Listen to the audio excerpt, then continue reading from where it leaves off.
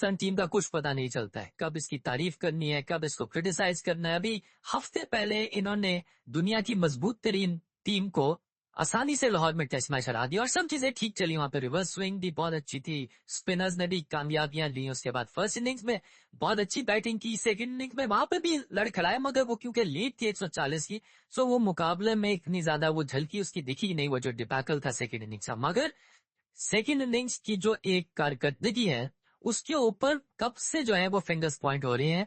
तो चले लाहौर का तो आप हम बख्श देते हैं, आए जी 4-5 दिन के बाद यहाँ पिंडी में, सो मुकाबला जीतना था। एक टीम हारी हुई है, अच्छी खेली नहीं विजिटर्स, स्पिन को अच्छा है हिस्टोरिकली ट्रेडिशनली नहीं खेलते, उनके स्पिनर्स भी उतने अच्छे नहीं थे जितने हमारे थे, महाराज भी नहीं था। खैर उसके बाद महाराज यहाँ आते हैं और उसके बाद हम ऑमलेट या लामलेट हो जाते हैं।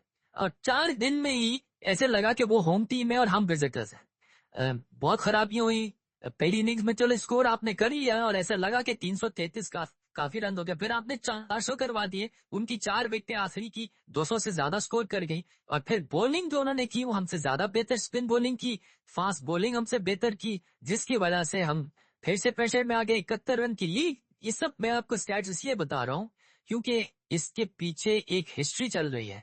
सो वो दिमागी जो एक तरह से सुकून था ना वो चला गया 71 रन की लीड के बाद। और टेक्निकल पॉइंट ऑफ व्यू से भी बैटिंग ठीक नहीं, मेंटल एक तरह से टेंशन में आ गया टॉप ऑर्डर। और top order by the way 2024 से लड़खड़ा रहा है, मगर फिर से कुछ चेंजेस हम करते नहीं है। कितनी दफा कितनों को कितने चांसेस देने कुछ समझ नहीं आती है वैसे मुझे, इसलिए कि आपका जो टॉप ऑर्डर है उसकी 26 की एवरेज है collectively, third worst in the country. फिर आपकी जो बॉलिंग भी है वो भी इफ्स एंड बट्स में चलती है, जब तक के दोनों इनिंग्स ठीक नहीं खेलेंगे आप टेस्ट क्रिकेट में कंसिस्टेंसी नहीं ला सकेंगे।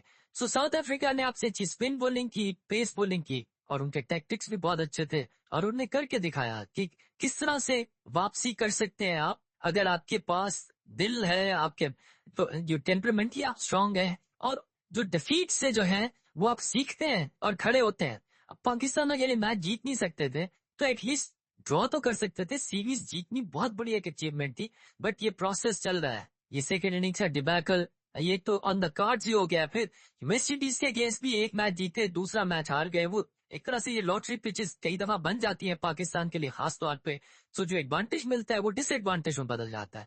तो अब करना क्या है, अब करना यही है कि आपको एक तरह से बैठ के सर जोड़ के ये देखने हैं कि आपके मैच विनर्स कौन है, आपके टैक्टिक्स के पॉइंट ऑफ व्यू से क्या आप गलतियां करते हैं, नए प्लेयर्स कैसे लेके आ सकते हैं, पुराने प्लेयर्स के साथ क्या करना है।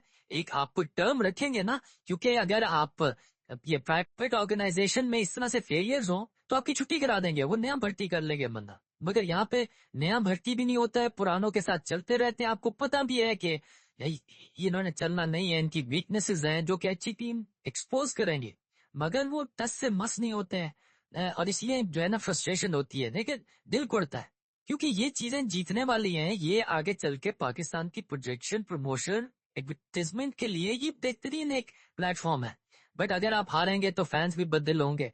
जो था सारा दारोमदार बाबर और रिजवान के ऊपर था, जब वो एक दफा आउट हो गए तो फिर सलमान अली आगा ने थोड़ी सी हिम्मत दिखाई, उनको ऊपर क्यों नहीं बैटिंग कराते हैं ये भी एक क्वेश्चन है। क्योंकि चले 6-7 पे वो बहुत रन कर रहे हैं, उनको इसीलिए स्लॉट किया गया, मगर कई दफा आपको out of the book, out of the box सोचना पड़ेगा और जो फॉर्म प्लेयर्स हैं उनका आपको ज्यादा इस्तेमाल करना पड़ेगा। अब्दुल्ला शफी की टेक्निक अभी तक ठीक क्यों नहीं हुई है, वो बिट्स एंड पीसेस में